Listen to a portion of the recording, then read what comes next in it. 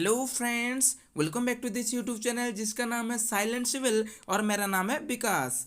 तो फ्रेंड्स, यहाँ पे बहुत बड़ी वैकेंसी निकल के आ रहा है आईओसीएल के तरफ से, यानी कि इंडियन ऑयल कॉरपोरेशन लिमिटेड के तरफ से। अगर आप इंजीनियरिंग में डिप्लोमा किए हो तब आप इसके लिए एलिजिबल होने वाले हो, और यहाँ पे कुछ भी एक्सपीरियंस नहीं मांगा गया है। अगर आप फ्रेशर्स कैंडिडेट हो देन यू कैन अप्लाई, और यहाँ पे सिलेक्शन होने के बाद आपको 30,000 से ज़्यादा सैलरी मिलने वाला है। और ये एक ऑल इंडिया गवर्नमेंट जॉब है, यानी कि आप इंडिया के किसी भी स्टेट में रहते हो तो यहाँ पे आप अप्लाई कर पाएंगे।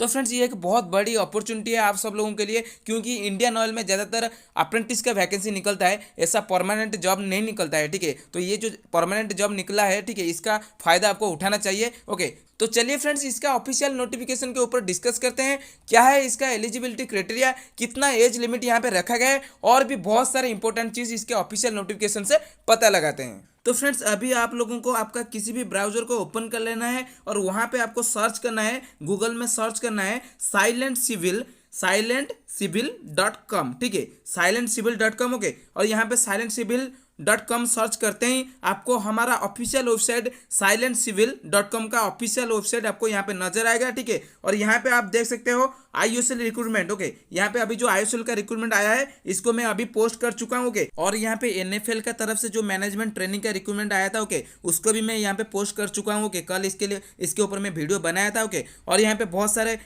मतलब रिक्रूटमेंट आता है जो मैं मेरे पास जो होता है, ठीक है, यहाँ पे मैं पोस्ट करता रहता हूँ। ठीक है, आपको एक बार जरूर इस साइट को विजिट करना। ठीक है, तो अभी हम किसके बारे में बात कर रहे थे, आईओसीएल के बारे में। चलिए इस पोस्ट के अंदर चलते हैं और देखते हैं यहाँ पे हमें क्या इन्फॉर्मेशन दिया गया है।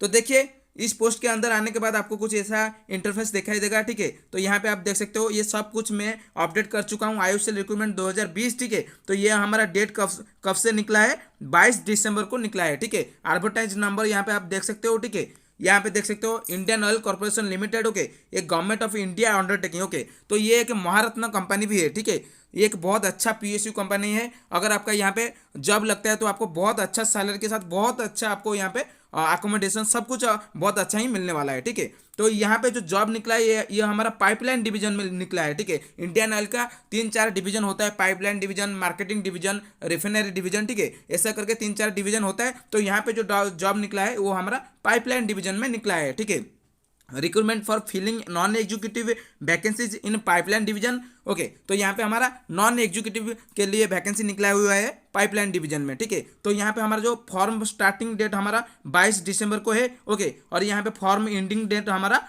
15 जनवरी को है। ओके, 15 जनवरी को हमारा फॉर्म क्लोज होने वाला है।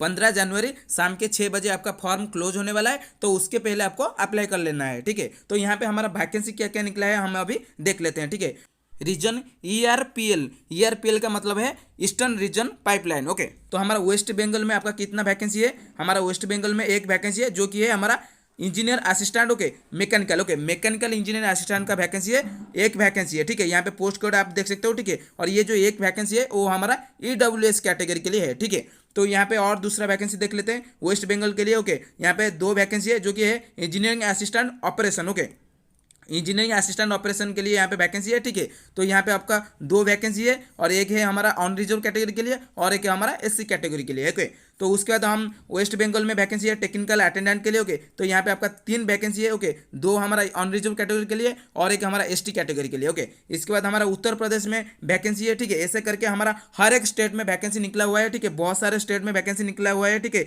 यहाँ पे आप देख सकते हो ओडिशा में वैकेंसी निकला हुआ है, छत्तीसगढ़, ओके, गुजरात, ओके, हर एक स्टेट में वैकेंसी निकला हुआ है। ठीक है, तो इतना सारा अभी आप देख सकते हैं। ठीक है, तो इसका ऑफिशियल नोटिफिकेशन भी मैं आपको नीचे डाउनलोड लिंक दे दूंगा, आप वहां से डाउनलोड कर पाएंगे, वहां से आप क्लियरली देख लेंगे। अगर आपके लोकेशन पास मतलब आपके स्टेट के पास में अगर कोई वैकेंसी है तो वहां पे आप अप्लाई जरूर करना। ठीक है, तो यहाँ पे हम अभी इसका देख लेते हैं कि इसका एजुकेशन क्वालिफिकेशन यहाँ पे क्या मांगा गया है। ओके, यहाँ पे एज लिमिट एक बहुत इंपॉर्टेंट चीज़ है, यहाँ पे रखा गया है 18 से 26 साल। ओके, अगर आपको 18 से 26 साल के अंदर हुआ है तब आप इसके लिए अप्लाई कर सकते हो। ओके, और यहाँ पे 22 दिसंबर को हमारा कट ऑफ डेट माना गया है, मतलब 22 दिसंबर के अंदर आपको 18 से 26 साल के बीच में होना चाहिए, उससे ज़्यादा नहीं होना चाहिए। ठीक है, और यहाँ पे अगर आप एससी एसटी कैटेगरी से हो तो आपको यहाँ पे एज में रिलैक्सेशन मिलेगा जरूर। ओके, तो यहाँ पे एजुकेशनल क्वालिफिकेशन हम अभी देख लेते हैं। ठीक है, यहाँ पे हमारा फर्स्ट पोस्ट क्या दिया गया है, इंजीनियरिंग असिस्टेंट ग्रेड 4 मैकेनिकल।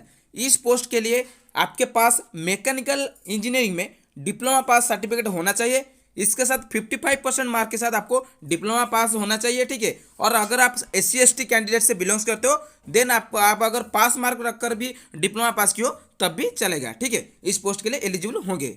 उसके बाद हमारा पोस्ट सेकंड पोस्ट क्या है, इंजीनियरिंग असिस्टेंट इलेक्ट्रिकल, ओके। तो यहाँ पे इंजीनियरिंग असिस्टेंट इलेक्ट्रिकल जो वैकेंसी है इसमें आपको डिप्लोमा होना चाहिए। डिप्लोमा इलेक्ट्रिकल इंजीनियरिंग में डिप्लोमा अगर आप किए हो तब आप इसके लिए एलिजिबल हो। अगर आपका 55% से ज़्यादा मार्क है तब आप इसके लिए अप्लाई कर सकते हो। और अगर आप SC ST कैंडिडेट्स हो तो यहाँ पे आपके लिए मतलब पास मार्क अगर रखे हो तब आप एलिजिबल हो, ठीक है। तो यहाँ पे हमारा थर्ड नंबर क्या है, पोस्ट नेम और ग्रेड नेम क्या है, इंजीनियरिंग असिस्टेंट ग्रेड 4 T&I मतलब टेलीकम्युनिकेशन एंड इंस्ट्रूमेंटेशन, ओके। तो telecommunication engineering and instrumentation engineering में आपका क्या वैकेंसी, क्या एजुकेशनल क्वालिफिकेशन मांगा गया है, आपका 3 साल डिप्लोमा होना चाहिए। किस ब्रांच में, electronics and communication engineering, electronics and telecommunication engineering, electronics and radio communication engineering, या फिर इंस्ट्रूमेंटेशन एंड कंट्रोल इंजीनियरिंग, या फिर instrumentation and process control engineering, या फिर इलेक्ट्रॉनिक्स इंजीनियरिंग में अगर आप 3 साल डिप्लोमा इंजीनियरिंग किए हो तब आप इसके लिए एलिजिबल हो, ओके। और अगर आप SC ST कैंडिडेट्स हो तो फिर आपके लिए पास मार्क काफ़ी है, लेकिन अदर कैटेगरी के लिए 55% मार्क आपका होना चाहिए, ठीक है। और एक बात यहाँ पे मैं आपको बोल देना चाहता हूँ फ्रेंड्स कि अगर आप लेटरल एंट्री से डिप्लोमा किए हो तब भी आप एलिजिबल होंगे, लेकिन आपका जो ITI थे, ओके, ITI में आपको मिनिमम 1 ईयर ITI करने के बाद अगर आप डिप्लोमा लेटरल एंट्री में किए हो तब आप एलिजिबल होंगे, ठीक है। और ये सब पोस्ट के लिए है, ठीक है। जितना डिप्लोमा पोस्ट है सब पोस्ट के लिए है, ठीक है। यहाँ पे 4 नंबर पोस्ट क्या दिया गया है, engineering assistant grade 4 operations, okay. इस पोस्ट के लिए बहुत सारे ब्रांच के कैंडिडेट्स एलिजिबल होने वाले हैं। यहाँ पे आपको केमिकल इंजीनियरिंग या फिर मैकेनिकल इंजीनियरिंग या फिर ऑटोमोबाइल्स इंजीनियरिंग या फिर इलेक्ट्रिकल इंजीनियरिंग या फिर इलेक्ट्रिकल एंड इलेक्ट्रॉनिक्स इंजीनियरिंग या फिर इलेक्ट्रॉनिक्स एंड कम्युनिकेशन इंजीनियरिंग या फिर इलेक्ट्रॉनिक्स एंड टेलीकम्युनिकेशन इंजीनियरिंग या फिर electronics and radio communication engineering या फिर इंस्ट्रूमेंटेशन एंड कंट्रोल इंजीनियरिंग या फिर instrumentation and process control engineering या फिर electronics engineering from government recognise institute with 55% mark, okay. तो यहाँ पे आपको ये सब ब्रांच से अगर आप डिप्लोमा इंजीनियरिंग किए हो तब आप इसके लिए एलिजिबल हो। अगर आप SC ST कैंडिडेट्स हो तब आपके लिए पास मार्क अगर रखकर ये सब ब्रांच से क्वालिफाई किए हो तब आप इसके लिए एलिजिबल हो, ठीक है। अदर कैटेगरी के लिए 55% मार्क रखना चाहिए, ठीक है। तो अभी हमारा लास्ट वैकेंसी क्या है, टेक्निकल अटेंडेंट ग्रेड 1, ओके। ये हमारा ITI वालों के लिए, ठीक है। अगर आप 10th के बाद ITI किए हो किसी भी ट्रेड में, किसी भी ट्रेड नहीं, मतलब यहाँ पे जो 14 ट्रेड में इसका जो स्क्रीनशॉट यहाँ पे लगाया हूँ, ठीक है। ये अगर ये 14 ट्रेड में अगर आप ITI किए हो, ओके, तब आप इसके लिए एलिजिबल होंगे, ठीक है। और मिनिमम आपका जो ITI ट्रेड का ड्यूरेशन होगा वो आपको 2 साल होना चाहिए, ओके। आपका मिनिमम 2 साल अगर आप ड्यूरेशन का ITI किए हो तब जाकर आप इसके लिए एलिजिबल होंगे, ओके। लेकिन जो यहाँ पे जो लास्ट नंबर 14 नंबर जो है mechanic, okay, mechanic diesel, okay, उसमें आपको 1 ईयर अगर आपका ड्यूरेशन है तब भी चलेगा, ठीक है। तो चलिए अभी देख लेते हैं सैलरी स्ट्रक्चर यहाँ पे कैसा रखा गया है। यहाँ पे जो इंजीनियरिंग असिस्टेंट पोस्ट है उनके लिए 25,000 से लेकर 1,05,000 तक आपको सैलरी मिलने वाला है। और जो टेक्निकल अटेंडेंट पोस्ट है उनके लिए 23,000 से लेकर 78,000 तक आपको सैलरी मिलने वाला है। और उसके साथ आपको बेसिक पे DA एंड HRA भी मिलने वाला है, ओके। तो अभी हम चलते हैं एप्लीकेशन फी की तरफ, ओके। तो यहाँ पे जो एप्लीकेशन फी रखा गया है वो हमारा UR एंड OBC कैटेगरी के लिए 100 रुपीज़ रखा है, सिर्फ 100 रुपये रखा गया है। और जो हमारा SC ST रिजर्व कैटेगरी है उनके लिए एप्लीकेशन फी कुछ भी रखा नहीं गया है, ठीक है। तो चलिए अभी हम सिलेक्शन प्रोसेस की तरफ चलते हैं।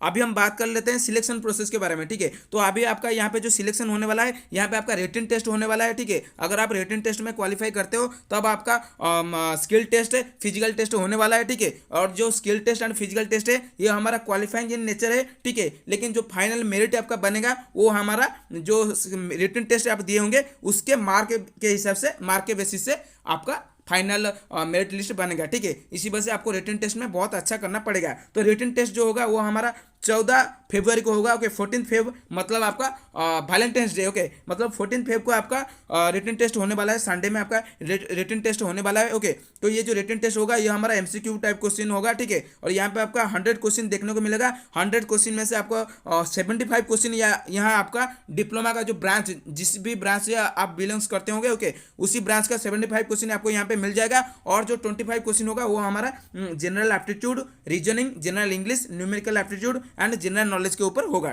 और यहाँ पे हमारा आईटीआई वालों के लिए भी बात कर लेते हैं। यहाँ पे आईटीआई वालों के लिए भी सेम प्रोसीजर में एग्जाम होगा, मतलब यहाँ पे आपका एमसीक्यू क्वेश्चन वाला एग्जाम होगा। यहाँ पे आपका 100 क्वेश्चन आएगा, ठीक है। 100 में से आपका 75 क्वेश्चन आपका ट्रेड क्वेश्चन रहेगा, आपका motor mechanic electrical and fitter से क्वेश्चन रहेगा 75 क्वेश्चन, ओके। और जो 25 क्वेश्चन है वो हमारा general aptitude, reasoning, general English, numerical aptitude and general knowledge से रहेगा, ठीक है। तो there shall be no negative marking. यहाँ पे बहुत बड़ा बात है कि आपका यहाँ पे कुछ भी नेगेटिव मार्किंग नहीं है, ठीक है। यहाँ पे आपका कुछ भी नेगेटिव मार्किंग नहीं है। और यहाँ पे 100 क्वेश्चन को आपको यहाँ पे कितना टाइम दिया जा रहा है, 90 मिनट से आपको दिया जा रहा है, ठीक है। तो बहुत अच्छा ये इसका जो स्ट्रक्चर है, हमारा रिटन टेस्ट होने का स्ट्रक्चर बहुत अच्छा है। और यहाँ पे जो हमारा फिजिकल हैंडीकैप्ड कैंडिडेट्स है, ठीक है, उनके लिए यहाँ पे 120 मिनट्स रखा गया है, ठीक है। तो ये है था हमारा टोटल नोटिफिकेशन के बारे में। मैं बहुत अच्छे से चिल्ला के डिस्कशन आपके साथ कर लिया, ठीक है। फिर भी अगर आपको कुछ भी आपके मन में डाउट है तो यहाँ पे आपके लिए मैं ऑफिशियल नोटिफिकेशन यहाँ पे लगा दिया हूँ। यहाँ पे अगर आप क्लिक करेंगे तो डायरेक्ट इसका ऑफिशियल नोटिफिकेशन के ऊपर पहुँच जाएंगे, ठीक है। अगर आपको यहाँ से डायरेक्ट अप्लाई करना है तो यहाँ पे आपको अप्लाई ऑनलाइन यहाँ पे क्लिक करना पड़ेगा, ओके। क्लिक करते ही आप अप्लाई के पेज में पहुंच जाएंगे और यहाँ पे आपको रजिस्ट्रेशन करना है, अप्लाई करना है, ठीक है। यहाँ पे आपको डेट भी मेंशन किया गया है, कब कब से स्टार्ट हो रहा है, कब एंड हो रहा है, ठीक है। तो अगर आप मुझे कमेंट करेंगे कि इसका अप्लाई कैसे करेंगे तो उसके ऊपर भी मैं वीडियो बना दूंगा, ठीक है। तो चले friends, thanks for watching. I hope कि आपको ये वैकेंसी, ये जो वीडियो का प्रेजेंटेशन अच्छा लगा होगा, ओके। सो प्लीज़ लाइक कर दीजिए, चैनल को सब्सक्राइब कीजिए, ओके। चलिए नेक्स्ट वीडियो में मिलते हैं। Thanks for watching.